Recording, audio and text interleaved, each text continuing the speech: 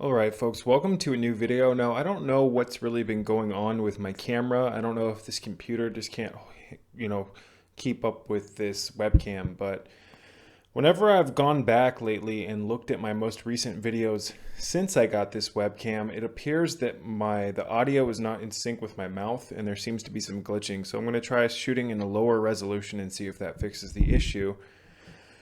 But please let me know on your end if you've noticed that, if my mouth is not in sync with the audio. It drives me crazy, especially considering the amount of work I've been putting into these videos and whatnot. To see things out of alignment is somewhat irritating. I'm also going to try shooting in black and white to see if it makes a difference in regards to upload time and this issue with the resolution. As I'm recording these videos, oftentimes it'll say dropping frames, frame rates being dropped by the software. So I'm assuming that's the issue, but I'm not 100% sure. But anyways, I wanted to talk about addiction again. In this video, I've been discussing addiction a lot lately because, looking through my analytics here on YouTube, I've noticed that the majority of, my most popular videos, the videos that get the most views, the most likes and the most comments, not to mention just comments, but the length of many of the comments are substantial in comparison to my other videos. So I'm going to really try to beef up the content in relation to addiction and alcoholism, and again, addiction in general, because so many people seem so interested in this subject, and I'd really love to do my part in helping people get sober. And oftentimes, in order to get sober, you need some type of inspiration, and I don't want to see you hit rock bottom like I did in order to feel motivated to get sober, because that's oftentimes how this game works. Many of you guys watching this can probably sympathize with what I just said. And that is that oftentimes it takes some serious hitting of rock bottom, so to speak, to feel motivated to change your ways. So that's how the universe, God, my angels, whatever you want, whatever you want to call it, snapped me out of my addiction hypnosis. I hit rock bottom. I pretty much dropped all the cards out of the deck onto the ground and had to sit down and put the deck back together, and that is a metaphor for getting my life put back together. So addiction is a slippery slope. I've said this in previous videos and I'll say it again. It is basically like metaphoric drunk driving throughout life. And obviously, if you're drunk driving on the road, you're going to have a much greater chance, you're going to have a much greater risk of getting into an accident and not only harming yourself, but harming others. So intoxication of all sorts is self-induced poisoning. And when you really think about what I just said, again, self-induced poisoning, that alone should be able to make you second guess what it is you're doing. You're ingesting poisons and wondering why your life has gone awry, wondering why things aren't, why you feel like shit, why things aren't going your way. It's because you're ingesting poisons. And the more you ingest poisons, ladies and gentlemen, the more you just separate yourself from the you that you wish to be. And the more you separate yourself from the you that you wish to be, the more depressed you get and the more guilt you feel, which oftentimes acts like oxygen to a flame. And it just makes your desire to drink or get high even more, because once you start feeling the depression that comes from addiction, people oftentimes will use drugs and alcohol to escape those feelings of guilt, because these things do indeed work. They put you into a temporary numbed coma, so to speak. And but when it wears off, you feel 10,000 times worse than you did before you had your fix. So I hope that my messages, I hope that my channel can help inspire you to second guess what it is you're doing with your life. If you are currently an addict, you have the ability to change your life. You have the ability to walk the opposite direction. You have the ability, excuse me, my nose itches and my cat is driving me crazy, meowing through that door. I'm not sure if you guys can hear that, but you have the ability, ladies and gentlemen. The power is in your hands. And the more you squander your ability to change, the more you just violate the time that you do have here while you have good health. So many people would give up everything just to have a second chance. So many people get that diagnosis of the fact that they've destroyed their liver, or that they only have so much time left here in this world. And if you get to that point because you've poisoned yourself with drugs and alcohol, if you get to the point where you get told by a doctor that you've got like 2 months to live, maybe a year, maybe 6 months, can you imagine what the guilt of that must feel like, knowing that with every second, with every breath that you're taking, you're getting closer to your death? I don't want to see you get into that situation. I want to see you recover. There is no other platform than sobriety, ladies and gentlemen. It is the divine platform where all great things are built. All great things are built on sobriety. Now, I'm not saying that you have to be a goody two shoes and never have a cigarette again in your life. I'm not saying that.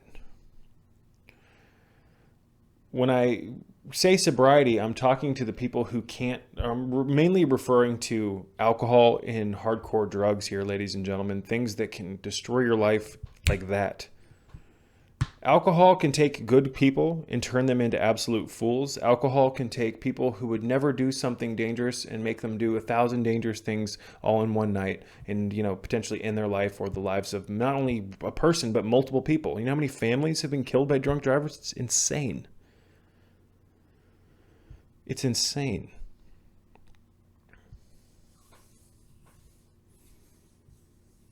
Alcohol and drugs, pharmaceutical drugs, when people abuse them illegally, these things have the potential to kill you.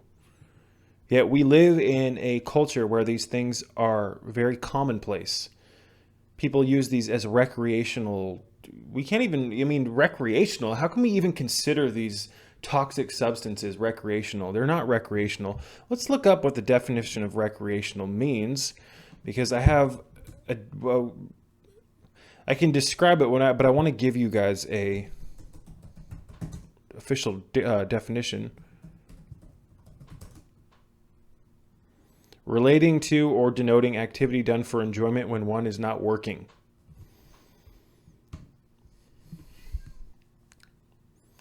My cat always meows at me when I'm trying to get things done and focusing. It's the weirdest thing. I love her to death, but she's sometimes she knows how to push my buttons. Frames being dropped. It's saying this again. Hopefully this video comes out halfway decent and the audio is synced up with my lips. But how can we consider these toxic substances recreational? Because how can we consider ingesting poisons something that we do for enjoyment? How can something that destroys our lives, has the potential to end our lives immediately, how can those things be considered recreational? They're not recreational.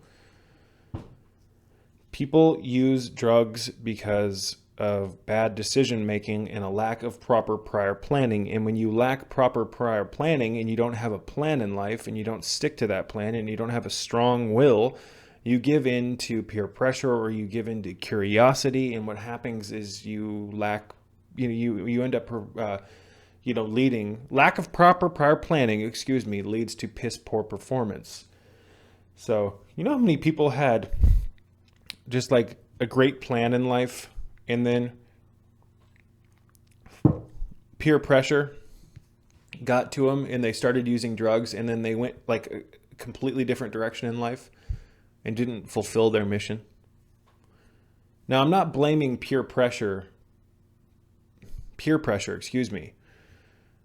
I'm not saying that peer pressure is the reason why people become addicted.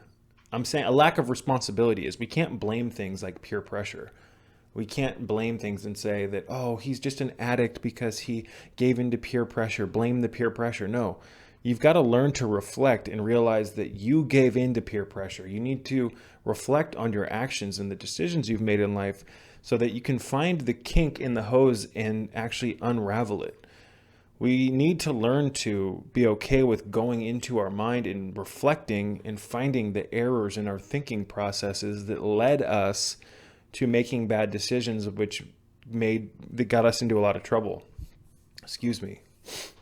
Oh, my nose always itches when I start making videos. Anyways, you guys, just a brief little message. I want to continue to remind you that you have the power to change your life. You do. you can set sail for a different direction. Because if you're an addict right now, you don't know where you're going. You don't have a map of where you're sailing. You don't have a compass set properly. You don't have it aligned. You are just sailing out in no man's land, and who the hell knows where that leads. That's kind of similar to what it's like. When you are an addict, you are making bad decisions, lacking a foundation of proper prior planning. You are lacking responsibility. You are lacking foreshadowing, and you are not discerning things properly. And because of that, you basically just set your sail and you let the wind pull you wherever you go. You need to be in control of your life, and you need to control the situations in your life. And the way you do that is from a standpoint of sobriety, because let's face it, you're not going to be making good decisions if you're drunk. You're not.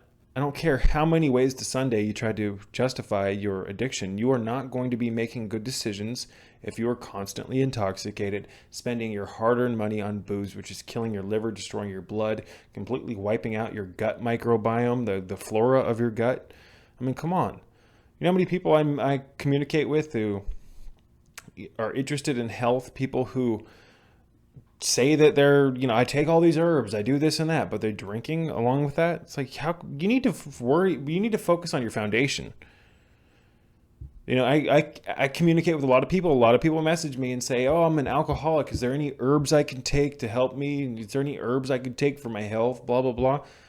Stop worrying about what you can put into your system and start being absolutely concerned as to what it is that you're actively and consciously putting into your system.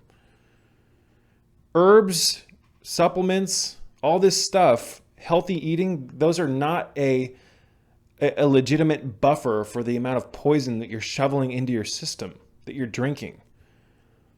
No amount of, well, that's not necessarily true. I mean, certain herbs are so strong that they will give you some protection, but that's not an excuse. You need to address things responsibly and worry about stopping the flow of pollution into your system. Think about it this way. If you had a fish tank, ladies and gentlemen, if you had a fish tank, how would it, give me a minute to come up with an analogy here, because speaking in analogies oftentimes has more of an effect on the viewer's subconscious mind, because the language of the subconscious is symbolism. And if I can speak to you symbolically, or speak to you through images, mental images or metaphors, and it'll have a greater effect. Excuse me. Let's put it this way. If you had a fish tank that, let's say, was 50 gallons, it was a pretty big fish tank, and it was hooked up against the wall. And coming out of the wall that it was sitting against was a pipe with water in it. And on the other side of the fish tank, there was another pipe leading to the wall. So you had two pipes, one where water was coming in and one where water was coming out.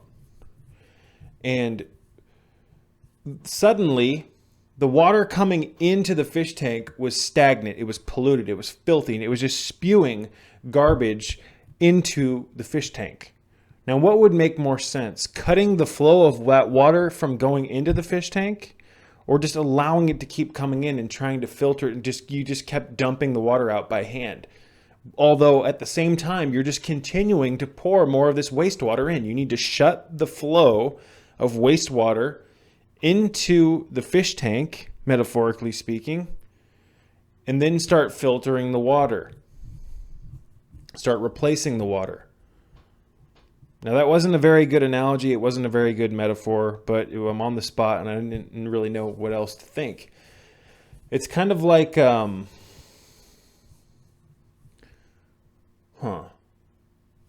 with me one moment, folks. There was this fishbowl analogy with relating to health that I saw not too long ago that was really profound. Maybe some of you guys who were watching it know it, but it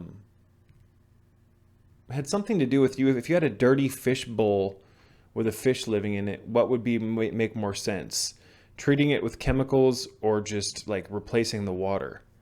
Obviously, replacing the water, getting rid of the waste is more effective. You need to stop putting shit into your system, ladies and gentlemen. That's what I'm trying to say. What can I do to take care of my health? What can I do to beef up the health of my liver? And although I admire the fact that you want to take better care of yourself, a lot of you guys who ask these questions want to keep drinking. I'm here to help people who want to actually end the toxic cycle of addiction. I know that I won't reach everybody. And I hope that my messages, regardless of whether you take action with them or not, I hope that even if you continue to drink, I hope that my messages can plant seeds in your mind, in your heart, so that you can eventually wake up, because you are going down a road that is very dangerous. And I cannot exaggerate that enough. I'm not exaggerating, excuse me, it's the truth. Somehow, some way, amongst all the gallons of vodka, beer, wine, whatever the hell it was, homemade beer, I made hooch, prison wine, regardless of all the disgusting shit I shoveled into my mouth to get drunk, all the gallons of it, somehow, some way, I made it through, I lived, and I didn't harm anyone or make any decisions that were so bad that I wound up in jail. But that could be you. Don't think that it can't, because you're not invincible. Alcohol proved that to me multiple times. So you can either listen to the lessons that you've already learned, or excuse me, you can take heed to the mistakes that you've already made. If you've made those while you're drunk and addicted, you can take those experiences and the trauma that you experienced from them and the guilt, and you can turn that into something beautiful by changing the direction that you're going in. Because as I've said before, and I'll say it again, ladies and gentlemen, we live in a physical world that is dominated by certain laws. And one of those laws, a cosmic law, is the law of cause and effect. What you do today contributes largely to what happens tomorrow. And what happens tomorrow is largely affected by what you do now in the present moment. So always remember that. If you can always remember that what you do now affects what happens later, it really gives you more control and makes you feel like you're in more control of your life and behind the steering wheel, instead of just being subject to the perceived insanity or chaos of life. If you can realize that your actions affect what happens later in life, you can actually get behind the steering wheel of life, metaphorically speaking, and have much more control, not only over the direction, but over the speed, the brakes, you name it. So I'm going to wrap this one up, ladies and gentlemen. Just a brief little message of hope in a crazy world. You want to get healthy? You want to have more control in your life? Stop using the toxic substances that are toxic. You're not going to be able to have much control in life if you're consuming toxins. You're not going to be able to have much control in life if you're willingly putting poisons into your system. You're not going to have much control in life if you're guzzling down toxic liquor. Got some hibiscus flower water here. You're just not. And I know that the addicted mind wants with every fiber of its being to think that you can get by with these booze or with these vices, with these addictions. But the more you give into addiction, the more you solidify in your subconscious mind, which controls everything in your life, the more you give into addiction, the more you start to create beliefs that you need those addictions to cope with life. And when you start to believe that you need those vices to get by in life, you feed that information into the subconscious mind, and then you're truly hooked, because you actually have created a belief system around your addiction. In the language of the subconscious is symbolism and belief. Once you start believing something like, oh, I can't go out without my booze, I need to do this to have confidence, then you're screwed. That's why you need to reflect. You need to stop and hit the brakes. You need to stop at the stop signs and consider turning the opposite direction. Again, I speak in metaphors.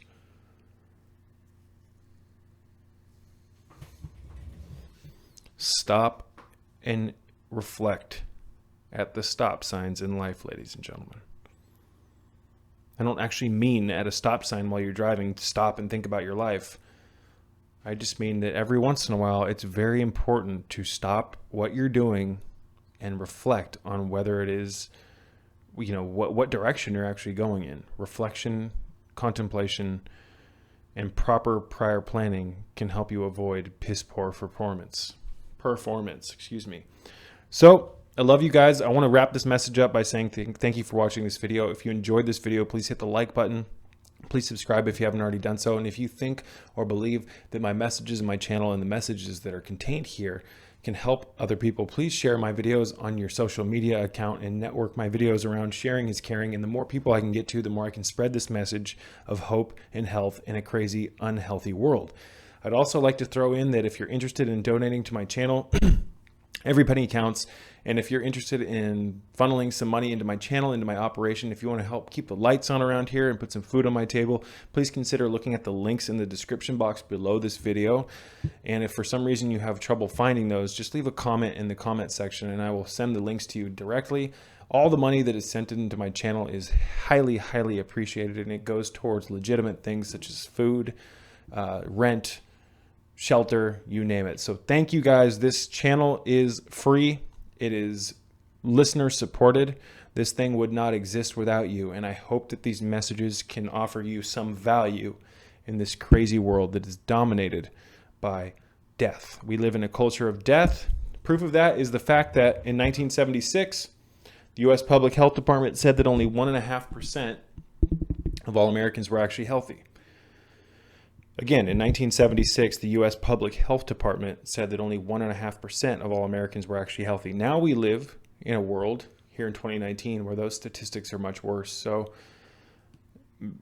I'll continue more on the culture of death rants in the future. It's something that I like to talk about, but let's keep this simple and related to addiction.